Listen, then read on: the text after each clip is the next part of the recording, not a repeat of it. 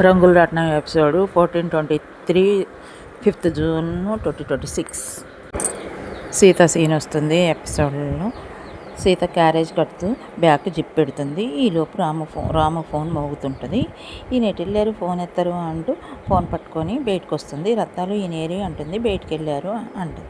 Phone తీసుకొని లోపలికి వస్తుంది. ఈలోపు వాళ్ళ మేస్త్రి ఫోన్ చేసి, ఇవాళ ఎక్కువగా పని ఉంది, రాళ్ళు ఎక్కువగా కొట్టాలి, పని ఎక్కువగా ఉంది రా అంటాడు. దీనికి ఈయన ఏం పని చేస్తున్నారు అంటూ ఆలోచనలో పడుద్ది సీత. ఈలోపు రాము వచ్చి, క్యారేజ్ కట్టావా సీత అంటాడు. క్యారేజీ కట్టావా సీత అంటాడు. దానికి సీత కట్టానండి అంటుంది. మీరు ఏం పని చేస్తున్నారు, ఎక్కడి వరకు వెళ్ళాలండి, మీ ఆఫీస్ ఎక్కడండి అంటుంది. ఆఫీసు ఎంత దూరం అయితేనేమి, క్యాబ్ వస్తుంది వెళ్తాను. మరి క్యాబ్ ఇంటికి రాదేంటి అంటుంది. అంటే ఇరుకు సందులు కదా, ఇక్కడికి రాదు అంటుంది. సరే ఆలోచనలో పడుద్ది. రాము వెళ్ళిపోతాడు ఆఫీస్కి. రాము ఆఫీస్కి వెళ్ళొస్తా అని చెప్పి వెళ్ళిపోతాడు. ఈయన ఏం చేస్తున్నాడు అనుకుంటూ రాముని వెనక ఫాలో అవుతూ వెళ్తుంటుంది. రాము కొంత దూరం సెంటర్ వరకు నడిచి వెళ్ళి అక్కడ ఆటో ఎక్కుతాడు. ఈయన ఆటో ఎక్కుతున్నాడు ఏంటి అనుకొని మళ్ళీ వెనక ఫాలో అవుతుంటుంది. ఫాలో అవుద్ది. అక్కడ ఫాలో అయ్యి ఆటో వెళ్ళి కొంత దూరం వెళ్ళిన తర్వాత దిగుతాడు. దిగి క్వారీలోకి వెళ్తాడు. ఈయనేంటి ఇటు వెళ్తున్నాడు అనుకుంటుంది సీత.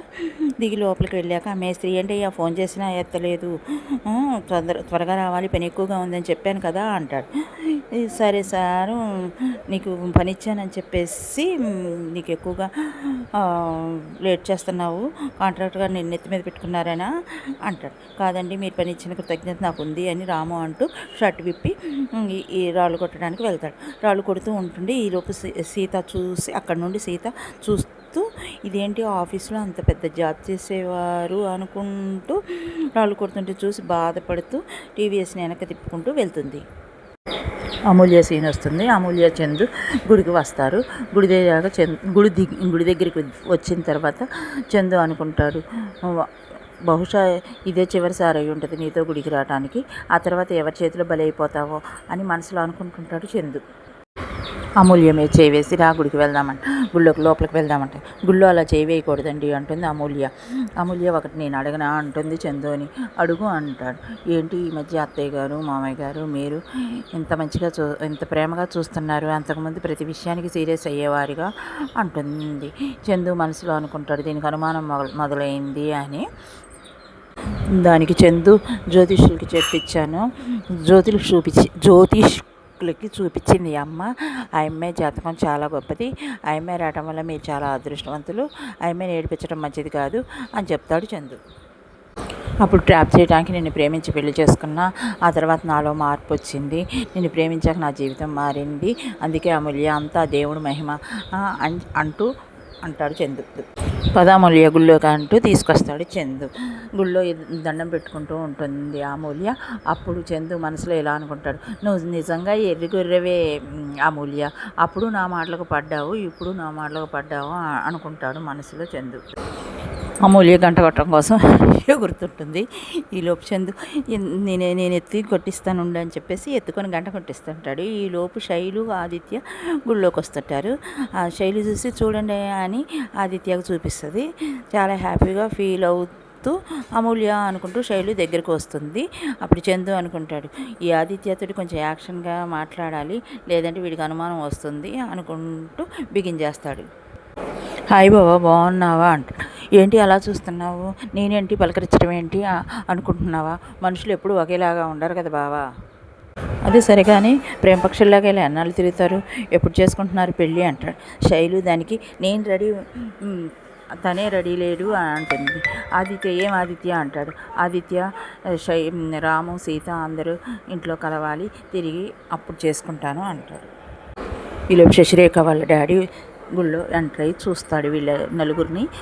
చూసి, నీకు ఇంట్లో అవకాశం లేదు, సీతకి రాముకి అవకాశం వస్తుందా అంటూ మనసులో అనుకుంటుంటాడు. ఇలా ఆదిత్యకు ఫోన్ వస్తుంది. ఆదిత్య, నా కస్టమర్ ఫోన్ చేశాడు, నేను వెళ్తున్నా, శైలు నువ్వు పూజ చేసుకొని రా అంటూ వెళ్ళిపోతాడు. వెళ్తాను అమూల్య, వెళ్తాను బావా అంటాడు. సరే ఓకే అంటారు. శైలు బిక్కమొహం పెట్టి చూస్తుంది. శైలుని బెదిరిస్తూ, ఆదిత్యాన్ని పెళ్లి చేసుకుంటావా, నేను చంపేస్తాను, 1,00,000 పారేశానంటే మీ డాడీని నిన్ను చంపేస్తారు అంటే శైలు, అమ్మో నాకు భయం వేస్తుందండి, మీరు చంపొద్దు అనుకుంటూ అక్కడి నుండి పారిపోతుంది. శశిరేఖ వాళ్ళ డాడీ ఏంటి ఇంత భయపడుతుంది దీనికేనా శశిరేఖ అంత చెప్పింది, ఉఫ్ అంటే ఎగిరిపోయేవాళ్ళు వీళ్ళు అనుకుంటూ వెళ్ళిపోతాడు అక్కడి నుంచి శశిరేఖ వాళ్ళ డాడీ. సీత ఇంటికి వస్తుంది. దేవుడి పటాల దగ్గర స్వామి ఏంటి అతనికి ఇంత కష్టాలు, తను నన్ను చేసుకోవటం వల్లే కదా ఎన్ని కష్టాలు పడుతున్నాడు అంటూ దేవుడు బల్లకి తలపగలు కొట్టుకుంటూ ఏడుస్తుంది. ఈలోపు రత్తమ్మ ఏంటమ్మా ఏంటి అని అంటూ ఓదార్చడానికి సీత దగ్గరికి వస్తుంది. రత్తమ్మకు చెప్తూ, సీత నన్ను చేసుకోవటం వల్ల ఆయనకి ఎలాంటి దుస్థితి వచ్చిందో తెలుసా, కుటుంబాన్ని పోషించుకోవటం కోసం రాళ్ళు కొడుతున్నాడు అంటే, రత్తమ్మ ఓలమ్మో అంత రాము రాళ్ళు కొట్టడం ఏంటమ్మా, రత్తాలు వినటానికే బాధగా ఉందమ్మా అంటే, నువ్వు వినటానికే బాధగా ఉందంటున్నావు, కళ్ళతో చూసి నేనెంత బాధపడుతున్నాను. ఆయన చేతుల మీద ఎంతోమందికి దానం చేశాడు, అన్నం పెట్టాడు, ఉద్యోగాలు ఇచ్చాడు అంటూ సీత అందరి చేత దేవుడు అనిపించుకున్నాడు, ఇలాంటి దుస్థితి అనుభవిస్తున్నాడు అని సీత ఏడుస్తుంది. రత్తాలు ఓలమ్మ ఈ విషయము పెద్దమ్మ గారికి తాతగారికి తెలిస్తే ఏమైనా ఉందా అని బాధపడుతుంది. వాళ్ళకి తెలిస్తే వాళ్ళ గుండె పగిలిపోతుంది అంటుంది సీత. ఏదో విధంగా చేసి ఆ పని మానేసేలాగా చూడమ్మా అంటుంది రత్తాలు సీతని. అదే చేస్తాను అంటుంది సీత. అయోధ్యనిలో అన్నీ అంత కష్టపడి తమ్ముళ్ళ జీవితాలని నిలబెట్టి అయోధ్య నిలయాన్ని నిలబెట్టాడు. బిజినెస్ని పెంచి బంగారు కంచంలో భోజనం తినేలాగా అందరికీ చేసి తను రాళ్ళు కొడుతూ బతుకుతున్నాడు. ఆ మంచి మనిషి చెమట నేల రాలినా వృధా అవుతుంది, ఇక ఆపేయాలి, ఈయన చెమటని ఆపేయాలి అంటూ సీత బాధపడుతూ ఒక నిర్ణయం తీసుకుంటుంది. శశిరేఖ వాళ్ళ డాడీ ఆఫీసులో కూర్చొని మాట్లాడుతూ శశిరేఖ గురించి శశిరేఖకి చెప్తుంది వాళ్ళ డాడీ. ఏంటి ఆ శైలి గురించి నేను బెదిరిస్తే ఉత్తగానే బెదిరిపోయి పరిగెట్టింది అంటే శశిరేఖ అంటుంది, ఏంటి భయపడిందా అంటూ ఎక్స్ప్రెషన్ ఇస్తుంది. నేను ఒక మాట అంటే దూది పింజలాగా ఎగిరిపోయింది అంటూ శశిరేఖ వాళ్ళ డాడీ చెప్తూ ఉంటాడు. నో డాడీ, మీరు పొరపాటు పడుతున్నారు, తను భయపడే మనిషి కాదమ్మా నిజమేను, నేను దడిపించాను అని చెప్తాడు శశిరేఖ వాళ్ళ డాడీ. శశిరేఖ వాళ్ళ డాడీ మాట్లాడుకుంటుంటే శైలు ఎంటర్ అవుద్ది. శైలు అంటుంది, ఏంటి ఇక్కడికి వచ్చావని సీరియస్ అవుతాడు శశిరేఖ వాళ్ళ డాడీ. శైలు దానికి, మీరేగా వెళ్ళమన్నారు, అహ్మదాబాద్ వెళ్ళమంటారా, ఆదిలాబాద్ వెళ్ళమంటారా, లేదంటే మీ ఇంటికి వచ్చి పర్మనెంట్గా ఉండమంటారా అని మాట్లాడుతుంది. దానికి శశిరేఖ వాళ్ళ డాడీ అంటూ భయపడుతూ చెప్తుంది, ఈ భయం చాలా, ఇంకేమైనా భయం కావాలా అంటూ